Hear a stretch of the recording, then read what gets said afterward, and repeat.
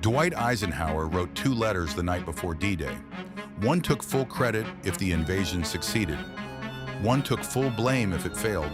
He was ready to sign either one. That's the whole idea behind Ryan Holiday's book, Discipline is Destiny. Not talent, not luck. Just the quiet decision to hold yourself accountable before anyone else does. Holiday argues that self-discipline is the one virtue that makes every other virtue possible. And he breaks it down into 3 practical ideas. First, master your appetites.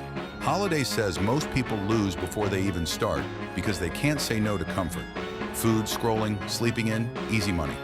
He points to figures like Queen Elizabeth II, who reportedly ate the same simple lunch for decades.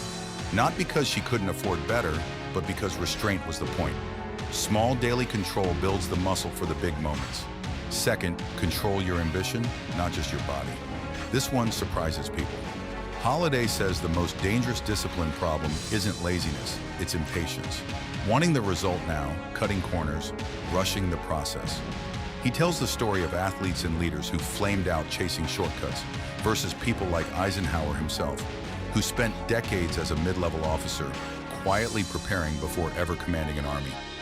Discipline means playing a long game while everyone else wants instant results. Third, discipline is built in private, not in public. Holiday keeps coming back to this. Nobody becomes disciplined through one big heroic moment.